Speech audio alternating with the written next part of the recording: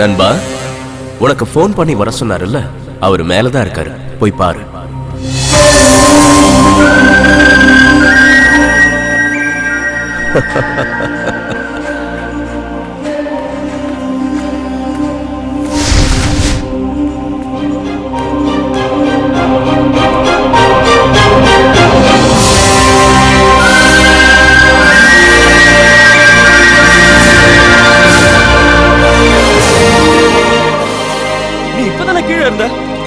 மேல எப்போ வந்த? கீழே ஒரு Dress மேல ஒரு Dress-ஆ? அதெல்லாம் சரி, நீ யாரு? என்ன எதுக்காக வர சொன்ன? உன் பாட்டியோட சேர்ந்து நீயும் சாகலான்னு நினைச்ச, ஆனா வெட்டியா விடல. அருவியில இருந்து குதிச்சு சாகலான்னு நினைச்ச, நான் விடல. 5 0 உன் கண்ணுல காட்டி உன்னை இந்த இடத்துக்கு வர வச்ச. அப்படின்னா நீ என்ன பத்தி நீ தெரிஞ்சுக்கிறதுக்கு முன்னாடி உன்னை பத்தி நல்லா தெரிஞ்சுக்க. நீ சாகணும்னு நினைச்சாலாம் செத்து போக முடியாது. எவனோட சாவையும் எவனும் நிர்ணயிக்க முடியாது. நான் சாவ முடியாதுன்னு சொல்றதுக்கு நீ யாரு? நான் இப்பவே இந்த பில்டிங்ல இருந்து குதிச்சு செத்து காட்டுறேன் பாரு. பாரு. Okay,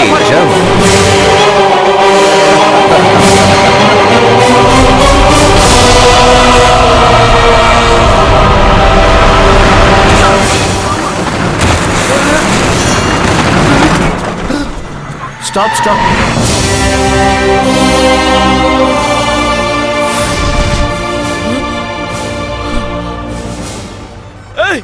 okay, thank you. அது யாருக்கே வேணும்? துட்டடு.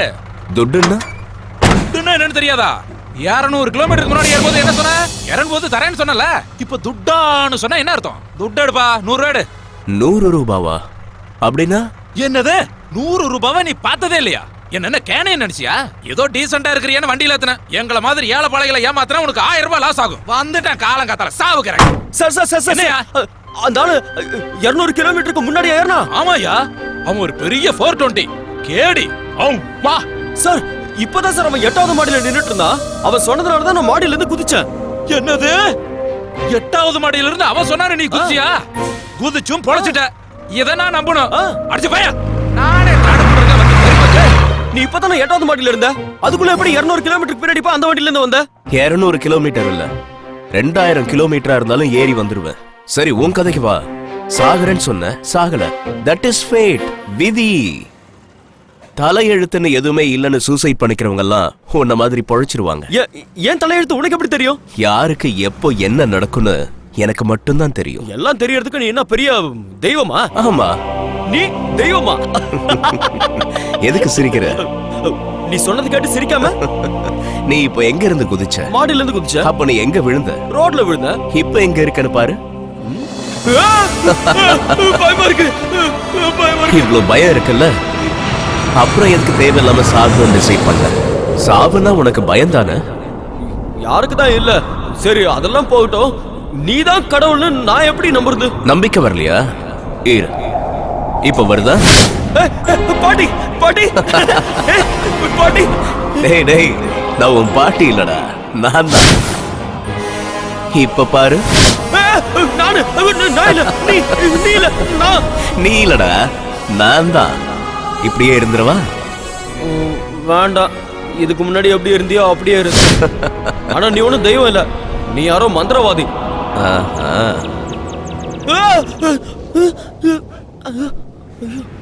டேய் டேய், ஒன்னும் பயப்படாத. நீ என்னைக்காவது தெய்வத்தை பார்த்திருக்கியா? ஏன் பார்த்ததில்ல? எங்க ஊர் கோயில்ல சாமி தலையில பெரிய கிரீடம் வச்சிட்டு இருக்கோம். இடுப்புல பட்டு துணி கட்டிக்கிட்டு உடம்பெல்லாம் நிறைய நகை போட்டுட்டு இருக்கோம். நான் நிறைய தடவை பார்த்திருக்கேன். அட, நானே நகை கடையில ஆர்டர் கொடுத்து செஞ்சு போட்டுக்கிட்ட மாதிரி சொல்றேன். அதெல்லாம் நீங்க கொடுத்ததுதான்.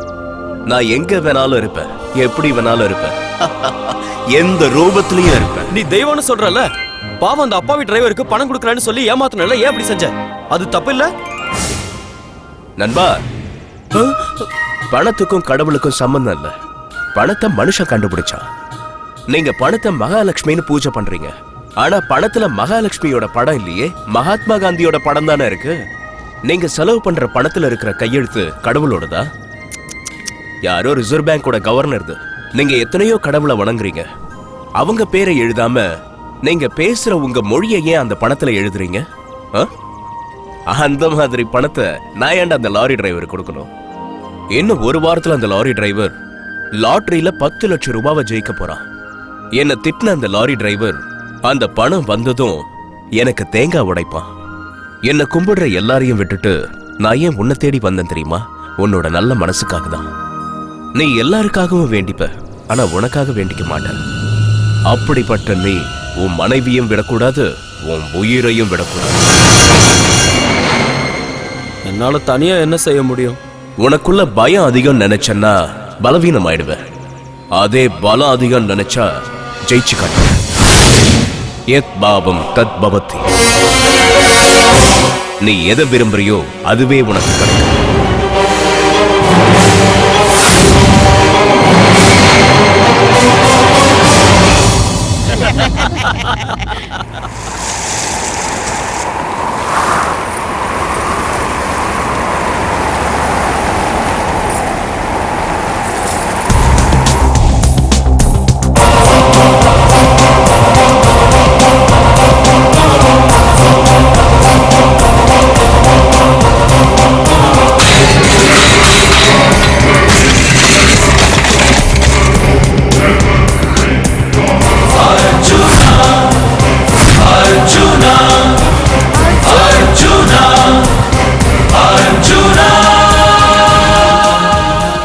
எழுந்து வந்துட்டா இனி உன் கல்யாணம் அவ்வளவுதான்.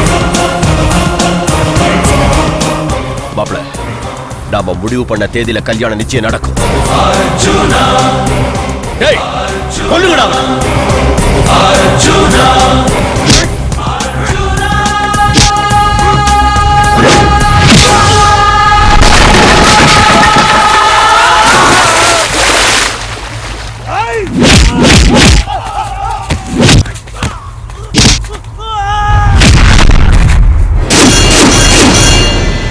போன பல்புன்னு நினைச்சா இவன் 1000 வாட்ஸ் பவரோட வந்திருக்கானே.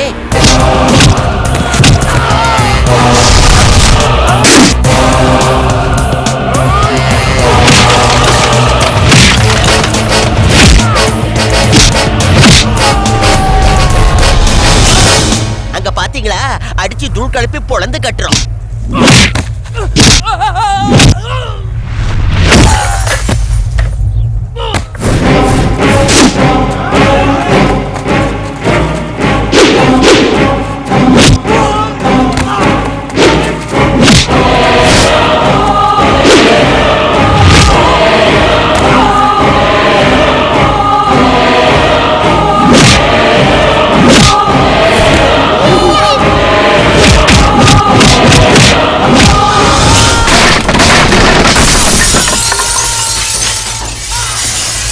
அடியே பாடி, நம்ம பிள்ளைக்கு வேற இடத்துல கல்யாணம் பேசுவோம். நான் கல்யாணம் பண்ணிக்கிட்டா இந்த பொண்ணு தான் பண்ணி பேப்பா.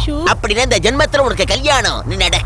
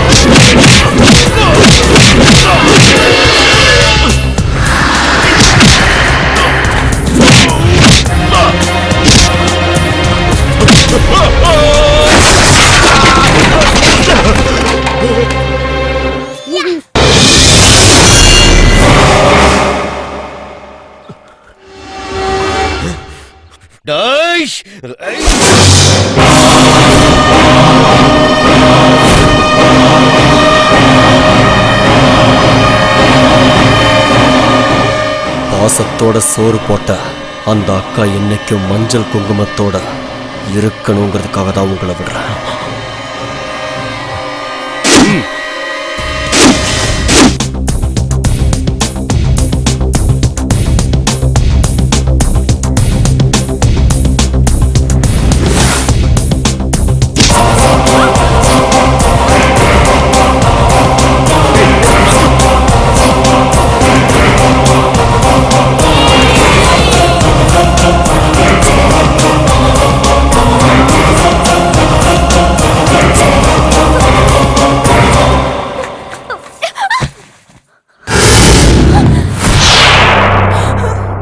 இப்போல இருந்து இதுதான் உன் வீடு. நீ என்ன இஷ்டப்பட்டு கல்யாணம் பண்ணிட்டியாங்கிறதெல்லாம் எனக்கு தேவையில்லை. என் உடம்புல உயிர் இருக்கிற வரைக்கும் நான் உன்னை எவனுக்கும் விட்டு கொடுக்க மாட்டேன். நான் சொன்னது நடக்கல, நான் ஆம்பளையே இல்லடி. உன் மனைவியா தான் வாழணும்னு என் தலையில எழுதியிருந்தா உயிரை விடுவேனே தவிர கண்டிப்பா உன் கூட குடும்பம் நடத்த மாட்டேன். 10 பேர் அடிச்சு தூக்கிட்டு என்னை இழுத்துட்டு வந்துட்டேங்கிறதுக்காக உன் பொண்டாட்டி ஆயிடுவேன் நினைச்சியா? என் மனசு ஒத்துக்கணும்டா. என் ஜாதகத்துல இருக்கிற தோஷம் போகிறதுக்காக தான் உனக்கு பொண்டாட்டின்னு ஒரு வேஷம் போட்டுக்கிட்டேன். ஆனா அதுக்குன்னு உன் கூட படுத்து 4 பிள்ளைங்களை பெத்துப்பேன்னு நினைக்காத.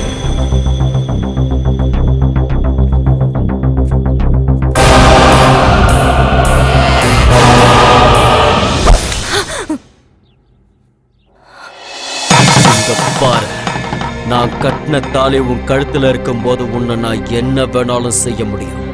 ஆனா என்னதான் தாலி கட்டினாலும் பொண்டாட்டியோட அனுமதி இல்லாம தொடரவன் புருஷனே கிடையாது.